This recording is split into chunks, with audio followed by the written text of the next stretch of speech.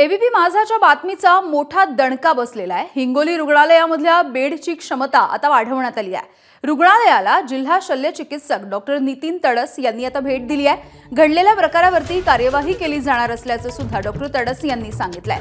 त्यामुळे आता रुग्णालयामध्ये एकूण 50 बेड उपलब्ध असतील अशी माहिती सुद्धा तडस यांनी दिली आहे।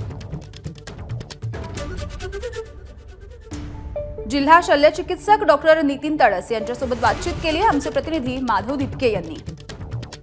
हिंगोलीचे जिल्हा शल्य चिकित्सक नितीन तडस सर, अर्जंटली तुम्ही या रुग्णालयाची भेट घेण्यासाठी आलेला आहात, काय माहिती घेतली? कालच्या कॅम्पमध्ये आपण काही पेशंटला कॉट नसल्यामुळे खाली सतरंजी, गाद्या आणि ब्लँकेटची सोय करून देण्यात आलेली होती। त्यामुळे पेशंटही संतुष्ट होते, नातेवाईकही संतुष्ट होते। स्वच्छताही आपण ठेवण्यात आलेली होती। सकाळी पेशंटला डिस्चार्ज देताना पेशंट आणि नातेवाईक दोघेही संतुष्ट होते। यापुढे हे सध्याचं रुरल हॉस्पिटल हे 30 बेडचं सँक्शन केलेलं आहे।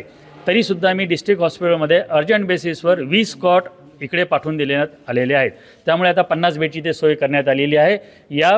यानंतरचे सर्व कॅम्प हे झालेल्या रुग्णांना कॉटवरच घेण्याच्या सक्त सूचना मी संबंधित अधिकाऱ्यांना देण्यात आलेल्या आहेत। बरं, ज्या ठिकाणी ह्या महिलांना जमिनीवर झोपवण्यात आलं होतं त्या ठिकाणच्या रुग्णांच्या नातेवाईकांशी आम्ही बोललो। त्यांनी सांगितलं की आम्हाला गाद्या व्यतिरिक्त ब्लँकेट बेडशीट दिले नाही, अत्यंत तिथं घाण अवस्था होती। यात विशेष म्हणजे ज्यांचं ऑपरेशन झालं त्या पेशंटला उठता येत नव्हतं। अशा परिस्थितीमध्ये जमिनीवरून उठणं, त्यांना नैसर्गिक क्रियेसाठी बाहेर जाणं हे त्रासदायक होतं असं सांगता येते। आता ही माहिती मला असं वाटतं परिस्थितीची विसंगत आहे, कारण तुम्ही वॉर्ड जर पाहिला तर नवीन वॉर्ड आहे, तिथे स्वच्छता उच्च प्रकारची ठेवण्यात आलेली होती।